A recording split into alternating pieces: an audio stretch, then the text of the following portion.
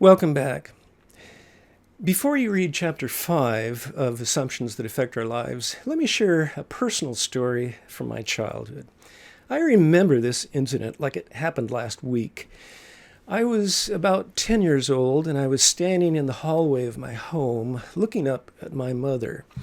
"Mom," I said, "there are only two jobs I can think of in this life that are worth doing: being a pastor or a missionary." My mother, a very committed Christian woman, was happy to hear this. Why did I make this statement to her? What was going on through my head that led me to come to the conclusion that the only two jobs in this life worth doing were being a pastor or a missionary? Well, I remember very well why I made this statement. You see, I looked at things kind of like this. The temporal life is very short, and eternity is very long.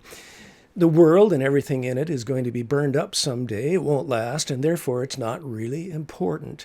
Eternity is forever, and this world is temporal.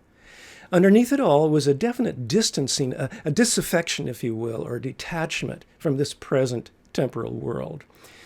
Because this world was temporal, therefore it was not really important. Because the temporal world is made of matter, which is passing away, it is therefore not really important, either to God or to me.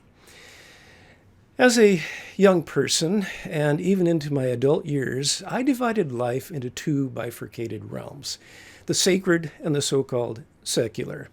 The sacred things of life were of value to God, things like reading the Bible, praying, going to church, doing evangelism.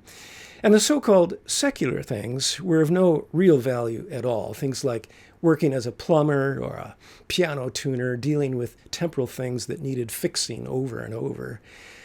What I did not know was that I had been deeply affected, even as a child, by a way of thinking that was rooted in the ideas of the most famous Greek philosopher of all time, and that's Plato. At the age of 10, I don't know if I'd ever heard of Plato. What's more, I don't recall ever hearing a sermon in which the speaker said the only two jobs in life worth doing were the work of a pastor or a missionary. I just read between the lines.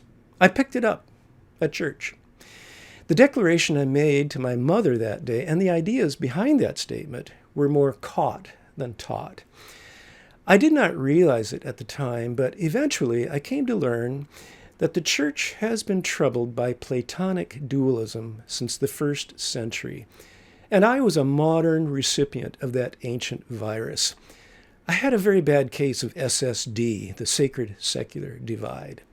What's SSD? Well, simply put, SSD sees Christianity as relevant to the so-called sacred parts of life. That is, it's relevant to what goes on in church or at a Christian school or in one's personal prayer life, witnessing, or Bible study, and generally relevant to one's marriage and rearing of children, but not really relevant to what goes on in the public square, to what goes on in the workplace, unless one is employed by a church, or in business, economic policy, law, the media, the arts, or civil affairs.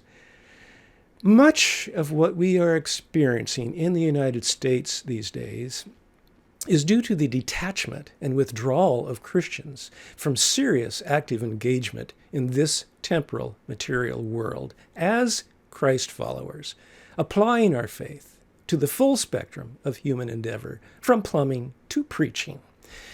Thankfully, there is a clear biblical solution to the problem of SSD and Platonic dualism. In chapter 5, I expose the Greek root to it all, and once we grab hold of the root, it's easier to pull out the weed. I encourage you to read chapter 5 very carefully and discuss the questions at the end of the chapter with your group. Thanks for watching.